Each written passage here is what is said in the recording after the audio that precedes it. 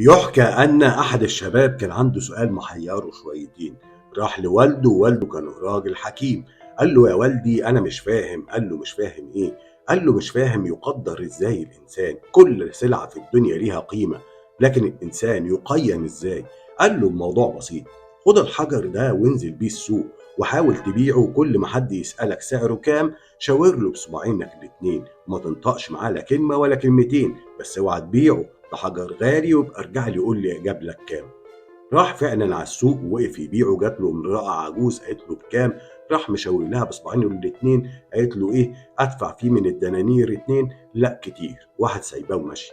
رجع اخر اليوم وقال له: جاب لي يا دوبك دينارين. قال له: طب بقول لك ايه، خده وانزل بيعه بكره قدام المتحف وقول لي جاب لك كام. نزل وقف قدام المتحف. عدى واحد من اللي داخلين المتحف قال له: الله، حجر شكله قيم، بتبيعه بكام؟ راح مشاور له بصباعينه الاتنين. قال له: ايه، هو قيم بس مش هينفع ادفع فيه من الدنانير 2000، اخره 1500 دينار. وراح سايبه وماشي. رجع حكى لوالده. قال له: طب بقول لك ايه، خده بكره وروح بيعه في المحل بتاع التحف والانتيكات. اول ما دخل المحل جاله صاحب المحل يجري عليه. بص على اللي في ايديه قال له: شكله حجر ثمين، تبيعه بكام؟ راح مشاور له بصباعينه الاتنين.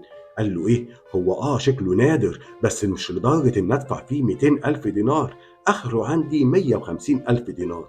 طلع يجري الشاب على والده وقول له: الحق يا والدي، ده جاب لي في النهايه 150 الف دينار. قال له: هكذا يا ولدي تقيم قيمه الانسان، بحسب المكان اللي هو فيه والناس المحيطه بيه.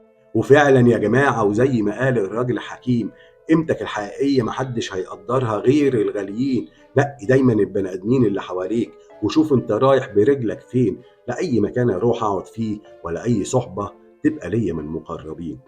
السلام عليكم. اتمسوا بالعافية.